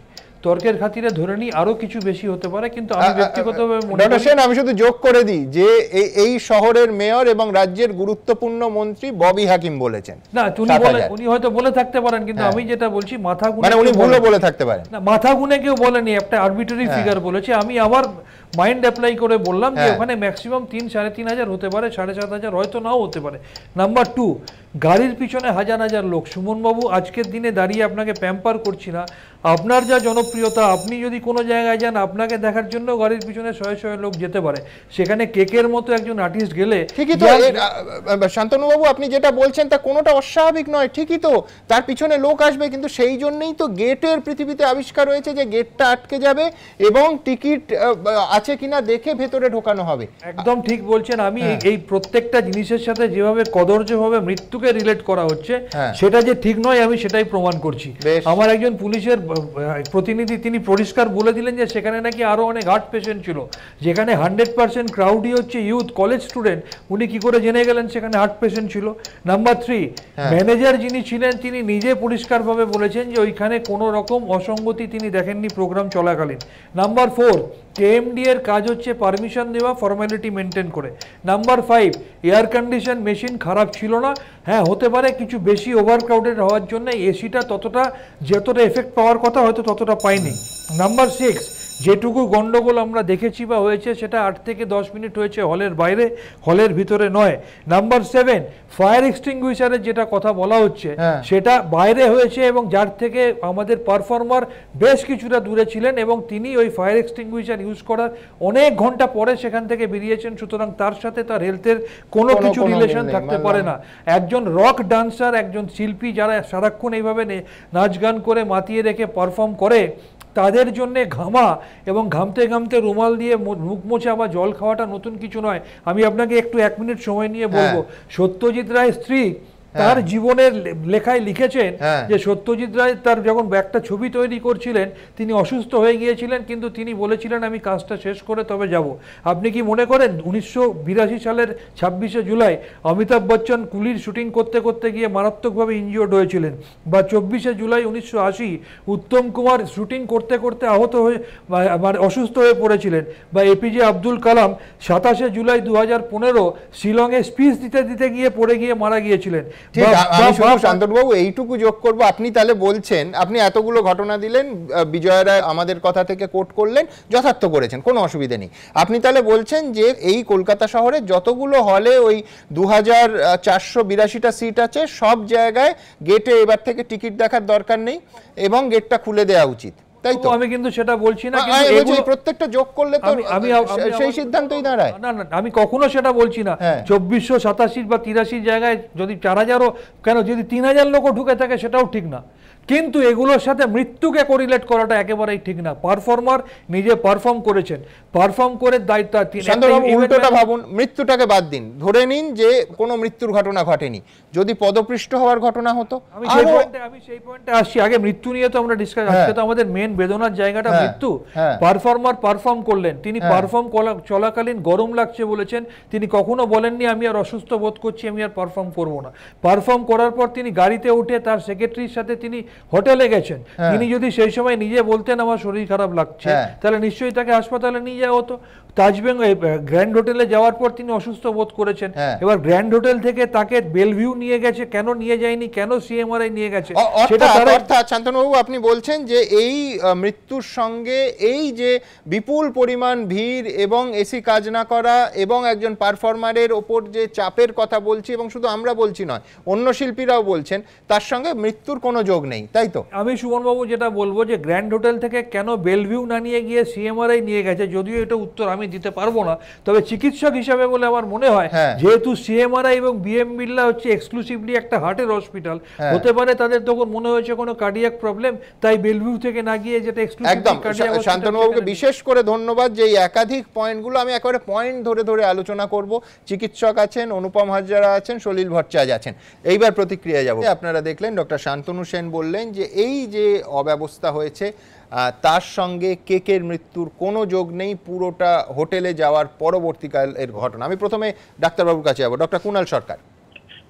দেখো শুভম, এই সময়টাতে আমাদের যেটা দেখতে হবে সেটা হলো আমাদের একটা এই যে বিপর্যয়ের পরে একটা পোস্ট ডিভাস্টেশন অ্যানালিসিসে বসতে হবে, এবং যেটা হয়তো এই সময় হওয়া একেবারেই উচিত নয় যে এই পলিটিক্যাল তরজার মধ্যে আমাদের কথোপকথনগুলো হারিয়ে যাওয়াটা উচিত নয়।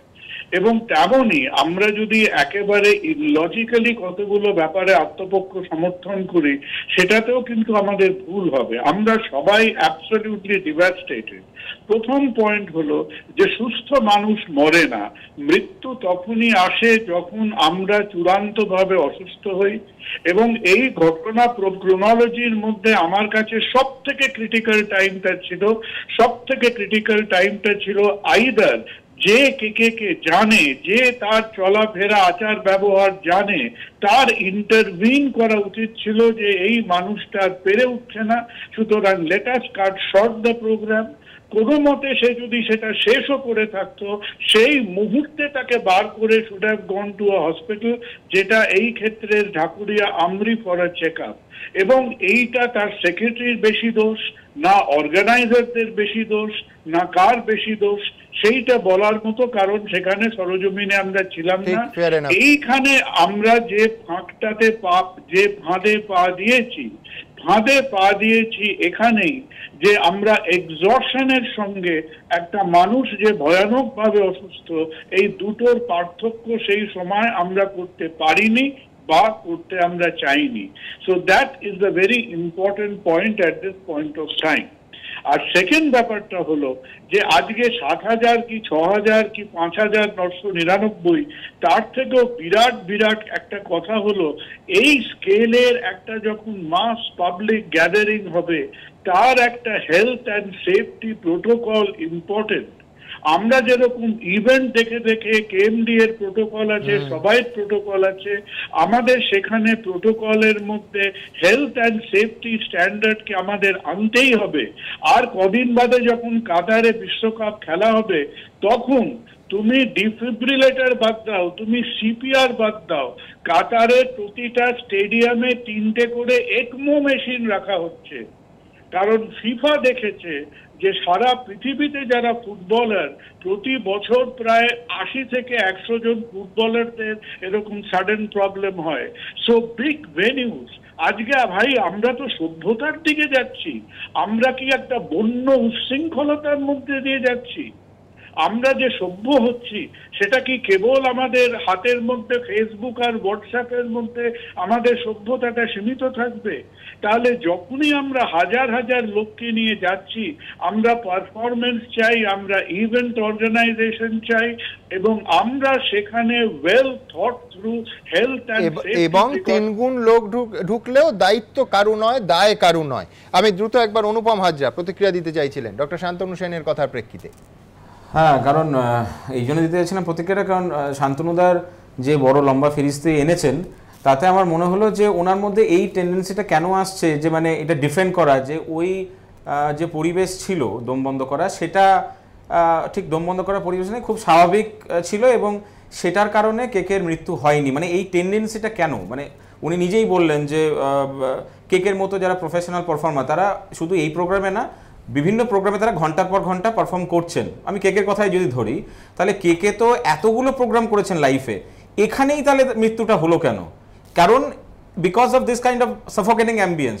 এটা, আমি ডাক্তার নই, বাকি যারা আছেন সবাই ডাক্তার মনে হয় আমি ছাড়া, তো একটা লেম্যানস পয়েন্ট অফ ভিউ থেকে আমার যেটুকু ধারণা, যে ডিফেন্ড করার টেন্ডেন্সিটা কেন? কেকে তো মানে তৃণমূল করতেন না, কেকে বিজেপিও করতেন না, একটা জনসাধারণের কাছে একটা আইডল, আজকে মানে আমাদের জেনারেশনের কাছে, আমাদের আগের জেনারেশনের কাছে একটা এক কথায় একটা লেজেন্ডারি পারফর্মার। তো তার যখন মৃত্যু হয়েছে, সেটার যদি ইম্পার্শিয়ালি অবজেক্টিভলি এটার যদি কারণটা অনুসন্ধান করার যদি আমাদের আগ্রহ জাগে, উনি ডিফেন্ড করছেন কেন? প্রবলেমটা কোথায় ওনার? এই আমি কিন্তু সুমন বাবু প্রথমেই বলেছি, আমার রাজনৈতিক সত্তার বাইরে আমি একজন প্র্যাকটিসিং ডাক্তার হিসেবে আমি মেডিকেলি এটাকে এক্সপ্লেন করছি, ডিফেন্ড করছি না। আমার কথা হচ্ছে কেকে যিনি আমাদের মধ্যে নেই, যদি সাফোকেশনই তার মৃত্যুর কারণ হতো, তাহলে আপনি নিজের মনকে প্রশ্ন করুন, কেকে যেখানে পারফর্ম করছিলেন সেই জায়গাটা বেশি সাফোকেটেড ছিল না আপনার কথা অনুযায়ী 3,000 বা 4,000 বা হোয়াট এভার যা ফিগার ইজ, যারা অডিয়েন্স ছিলেন তারা যে জায়গাটায় ছিলেন তারা বেশি সাফোকেটেড ছিল? তাহলে if suffocation is the cause of death, তাহলে সেখানে তো সবার আগে কারোর মৃত্যু হওয়ার কথা ছিল। আমি বারবার বলছি, আপনি ডাক্তার, আপনি আরো ভালো বুঝবেন, এ তো অক্সিজেনের অভাবে দম আটকে কেউ মারা যাননি, কিন্তু বিষয়টা হচ্ছে একজন পারফর্মার যিনি এই রকম একটা হাই এনার্জি শো পারফর্ম করছেন, কার্যত নেচে এ প্রান্ত থেকে ও প্রান্ত গাইতে গাইতে, তার যদি এসি না চলে তো সেই স্ট্রেনটা তো যারা দর্শক এনজয় করতে গেছেন, সব থেকে বড় কথা এখানে ঘটনাচক্রে তারা প্রত্যেকে ছাত্রছাত্রী, বয়স অনেক কম, তো তাদের ক্ষেত্রে তো এক হবে না ইম্প্যাক্টটা। পারফর্ম করছেন না, পরিশ্রম করছেন না, পরিশ্রম তো করছেন মঞ্চের ওপরের লোকটা, 1 নম্বর। 2 হচ্ছে, আমি আপনার সঙ্গে একমত যে সত্যি তো অক্সিজেনের অভাবে ছটফট করতে করতে তো মঞ্চে মারা যাননি, আমি সেটা মানছি, কিন্তু আমি বলছি যে যখন অতিরিক্ত ভিড়ের চাপ পড়ে, আপনিও প্রচুর ইভেন্ট অর্গানাইজ করেন, প্রচুর ইভেন্টের সঙ্গে যুক্ত থাকেন, এই রকম চাপ পড়ে, এসি না চলে, তখন আপনি বুঝতেই পারছেন স্টেজের ওপরে পারফরমেন্স, গান, নাচ বাদ দিন, আপনাদের রাজনৈতিক বক্তৃতা দিতে গেলেও কি ভয়ঙ্কর কষ্ট হয়, এটা তো খুব স্বাভাবিক, অনুমানযোগ্য। আমি তো আবার বলছি, ওভার ক্রাউডটাকে আমি তো সাপোর্ট করছি না, কিন্তু ওভার ক্রাউডটাকে কজ অফ ডেথ হিসেবে দেখানোটাকে আমি ডিনাই করছি। আমার কথাটা পরিষ্কার করে বুঝুন। আজকে মিস্টার কে পারফর্ম করতে করতে বলেছেন গরম লাগছে, যে কেউ পারফর্ম করতে করতে বলে গরম লাগছে, তিনি পারফর্ম করতে করতে থামেননি, মাঝখানে একটা ব্রেক হয়েছে যে সময় তাকে ফেলিসিটেট করা হয়েছে। এবং যে কোনো পারফর্মারই যখন একটানা গান করেন, নেচে নেচে গান করেন, তারা ঘেমে যান, তারা তোয়ালে দিয়ে মুখ মোছেন, তারা জল খান, এবং এটা বলে দেওয়া থাকে যে আমাকে এত ক্রেট জলের বোতল রাখতে হবে। ঠিকই শান্তদা, সেই জন্যই তো শীতাতপ নিয়ন্ত্রিত অডিটোরিয়ামে জন্ম হয়েছে, যে যাতে তাদের এক্সজশনটা, তাদের এটা মিনিমাম করা যায়। সেই জন্যই তো এসি অডিটোরিয়ামগুলো তৈরি হয়েছে পৃথিবীতে। অনুপম হাজরা। না মানে ওটাই আমার বক্তব্য, যে আমি মানছি যে উনি বলছেন যে এটা ওভার ক্রাউডেড অ্যাম্বিয়েন্স ছিল, তার জন্য ডেথ হয়নি, কিন্তু তাহলে মানে কারণটা উনি প্রোগ্রামে ছিলেন না, যারা প্রোগ্রামে ছিলেন তাদের কথা বলছি, যারা সামনের রোতে বসেছিলেন তাদের মধ্যে দু একজন আমার চেনা ছিল, তারা ওনার যে আনইজি একটা সিচুয়েশন, আনইজি একটা ব্যাপার উনি ফিল করছেন, ওটা তো বডি ল্যাঙ্গুয়েজ থেকে বোঝা যাচ্ছে। এবং যেখানে এক কথায় মানে ছোট ছোট প্রোগ্রামে, মানে শাসক দলের ছোট ছোট প্রোগ্রামে এত পুলিশ অ্যারেঞ্জমেন্ট থাকে, এত বড় একটা প্রোগ্রাম যেখানে ভারতবর্ষের 140 কোটি দেশের একজন আইকন আসছেন, সেখানে আয়োজকদের কি এইটুকু জ্ঞান হলো না যে এখানে একটা পুলিশ মোতায়েন করা? আমি আয়োজকদের কথা আসবো, কিন্তু যেহেতু বিতর্কটা খানিকক্ষণ আগে হলো, যে ববি হাকিম রাজ্যের মাননীয় মন্ত্রী, তিনি ঠিক কি বলেছিলেন দেখাবো। এসি আমাদের নজরুল মঞ্চে যথেষ্ট ভালো। আমরা যখন যাই বলি কমাতে, কিন্তু যখন দরজা খোলা থাকে হই হই করে অত লোক ঢুকে যায়, তখন এসির তো একটা লিমিটেশন আছে, যেটা 2700 ক্যাপাসিটির এসি, সেটা 7000 হলে তো ন্যাচারালি মানুষের নিঃশ্বাস প্রশ্বাসে গরম, সেটা তো হয় না। নিঃশ্বাস প্রশ্বাসে কষ্ট হবে বলেছিলেন ববি হাকিম। সলিল ভট্টাচার্য। খালি তাই না, 3/4 অফ দ্য ডায়াস, ববি হাকিমই বললেন যে 2700 জায়গায় যদি 7000 ঢোকে। খালি তাই না, মানে কি চরম ম্যাল ম্যানেজমেন্ট ছিল, ম্যাল ম্যানেজমেন্ট এত ছিল যে 3/4 অফ দ্য, আমরা কোথাও দেখিনি এটা, 3/4 of the dais filled up by the people, by the দর্শক, যেখানে শিল্পী পারফর্ম করছেন, যেখানে বারবার উনি বলছেন যে ওই স্পটলাইটগুলো বন্ধ করে দাও, আর পারা যাচ্ছে না, তারপরেও কেউ বলতে পারে যে এটা ম্যাল ম্যানেজমেন্ট হয়নি, এটা ক্রাউড কন্ট্রোল সিস্টেম কোনো ছিল না কোনো। ঠিক এইখানে যেহেতু এর আগে খরচের প্রসঙ্গ এলো, এই কলেজ ফেস্টগুলোতে এত লক্ষ টাকা খরচ নিয়ে বারবার প্রশ্ন উঠেছে। আমি দ্রুত একটা প্রতিবেদন দেখাবো, তারপর আবার এই আলোচনায় আসবো। দেখুন, কলেজের ফেস্টের জন্য বুক করা হয়েছিল নজরুল মঞ্চ, সেখানে গান গাইতে এসেছিলেন কেকের মতো শিল্পী, উপচে পড়েছিল ভিড়। সেই অনুষ্ঠান শেষে কেকের মৃত্যু ঘিরে এখন বিতর্ক তুঙ্গে। কেকের এই শেষ অনুষ্ঠানের আয়োজক ছিল স্যার গুরুদাস মহাবিদ্যালয়ের তৃণমূল ছাত্র পরিষদ পরিচালিত ছাত্র সংসদ। এই অনুষ্ঠান করতে কত খরচ হয়েছে সেটা নিজের মুখে জানিয়েছেন কলেজের ছাত্র সংসদের সহ সভাপতি। আমাদের কমপক্ষে 22 থেকে 25 লাখ টাকা খরচ হয়েছে। স্যার গুরুদাস বন্দ্যোপাধ্যায় কলকাতা বিশ্ববিদ্যালয়ের প্রথম ভারতীয় তথা বাঙালি উপাচার্য, তার নামের কলেজ স্যার গুরুদাস মহাবিদ্যালয়, এবং সেই কলেজেরই ফেস্টের বাজেট প্রায় 25 লক্ষ। এদিকে এই অনুষ্ঠান ঘিরে তৃণমূল ছাত্র পরিষদের অন্দরের ফাটলও কার্যত সামনে চলে এসেছে। অনুষ্ঠানের উদ্যোক্তা স্যার গুরুদাস মহাবিদ্যালয়ের তৃণমূল ছাত্র পরিষদ পরিচালিত ছাত্র সংসদ হলেও তার সাধারণ সম্পাদকের দাবি তাকে অনুষ্ঠানে ডাকাই হয়নি। ঘটনার ব্যাপারে আমি কিছু বলতে পারবো না, কারণ কি আমি ডিটেলস কিছু জানিও না, কারণ আমাকে কিছু বলা হয়নি, প্রোগ্রাম হচ্ছে বা কিছু এসব ব্যাপারে আমি কিছু জানিও না। শুধু গুরুদাস মহাবিদ্যালয়ই নয়, এখন একাধিক কলেজ রীতিমতো জাঁকজমক করে ফেস্টের আয়োজন করে। যেমন মহারাজা মনীন্দ্রচন্দ্র কলেজে টিএমসিপি পরিচালিত ছাত্র সংসদ নেতাজি ইন্ডোরে ফেস্ট করার পরিকল্পনা করেছে। সুরেন্দ্রনাথ কলেজে টিএমসিপি পরিচালিত ছাত্র সংসদও 8ই জুন নেতাজি ইন্ডোরে ফেস্ট করার সিদ্ধান্ত নিয়েছিল, যেখানে আসার কথা ছিল জুবিন নটিয়াল, সুনিধি চৌহানের মতো মুম্বাইয়ের জনপ্রিয় শিল্পীদের। কলেজ সূত্রে দাবি ফেস্টের বাজেট ধরা হয়েছিল 35 লক্ষ টাকা। যদিও নজরুল মঞ্চের অনুষ্ঠান এবং কেকের মৃত্যু ঘিরে একাধিক প্রশ্ন ওঠার পর সুরেন্দ্রনাথ কলেজের ফেস্ট আপাতত স্থগিত রাখা হয়েছে।